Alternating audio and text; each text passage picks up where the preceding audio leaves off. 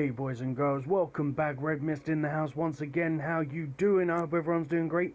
I'm doing great, and we, my friends, are playing some more WWE Supercard. Now, we have got some crazy stuff and things going on. Now, we do have the team event, which is Triple H. Now, this isn't a pro for me, but I definitely want to go ahead and get him because of the fact that the Triple H is, I believe, tied top 5 for top hero or superstar in the tier.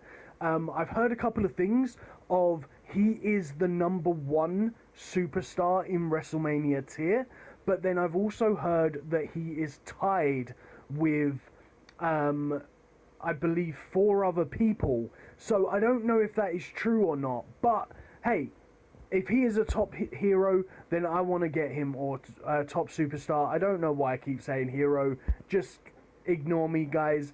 But we have also just started a team battleground. Now, I haven't opened up the pack yet, so I don't know how good or how bad my team is. I'm hoping for an actual good team this time, because the last 4 team battlegrounds that I've been in, I have had one of the worst teams of the team, which has been really annoying because it's been so hard to win the fights. We are at a deck score of 1.2, which means we already know that we have a bad team coming up from this. So an ultimate Kendrick, that's actually not too bad, getting an ultimate. Nice, an ultimate AJ Styles. So 2 ultimate cards, which could hopefully help us win a couple of the superstar fights.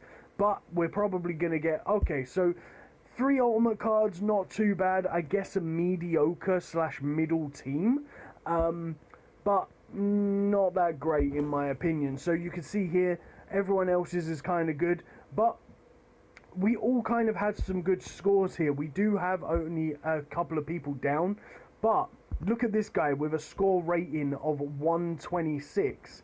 He is going to be a really hard guy to beat right there. But who knows? Let's see what happens. Obviously, when this goes live, we're going to be able to play that and get some points for that. But off the bat right here, guys, we're going to go ahead and do some money in the bank. You can see just before I clicked through, we are at 20,600. So we are super close to getting that second Alexa Bliss. So 20,610. So after these 3 games, we're going to be able to go up to like what it'll be like another 120 points. So we'll be on 730. And as I've said to you before, guys, everything that I've changed in the deck, or should I say the only things I've upgraded in the deck have been my power-up cards. It hasn't seemed to make any difference whether I use common power-up cards or if I'm using my Survivor Series / Elite power-up cards. As long as your superstars are of one particular tier, you don't have to fight anyone over that tier. So I explained in a previous video, when I went and put in, I think it was the Elite Roman Reigns or something, I had to fight anything up to Elite tier. So you've got to bear that in mind. Like, if you go and put base WrestleMania cards in your team, that instantly opens up the possibility of you needing to fight anything up to WrestleMania tier cards. Now, that means that enemies are going to go ahead and have those cards powered up. So if your cards aren't powered up, you're not going to win the fights. So in my personal opinion, you need to downgrade your team to the point that you can upgrade, or that you can have a full team of completely leveled up of 1 tier of heroes or superstars when it comes to your money in the bank. Now, you have to be in the standard WrestleMania tier in order to get gold briefcases, and that is why I'm currently using all WrestleMania standard cards, because I already have all of the cards pro'd up and ready to go, because obviously you know from last year when we were grinding out the events, we got all of the event pros. Now, having these event pros are really helpful. Now, the way you can get around this is you can use Fusion Card Pros, because of the fact that if you get Fusion WrestleMania cards, they are of the exact same caliber as the event cards, so it will work out in your favor as well. But just bear in mind that you don't sort of overpower too high. Now, I haven't obviously been able to try and go for a whole entire team of like event cards and fusion cards, because this team is working out perfect. I don't really want to jeopardize it and push up too high, but if you want my opinion and you want to do this, then get yourself some really good heroes, build them up, but then when it comes to your fusion teams, if you haven't got the old WrestleMania event cards still in your team, of course, because now we're in WrestleMania 33, it's very unlikely that people will still have them cards in their team.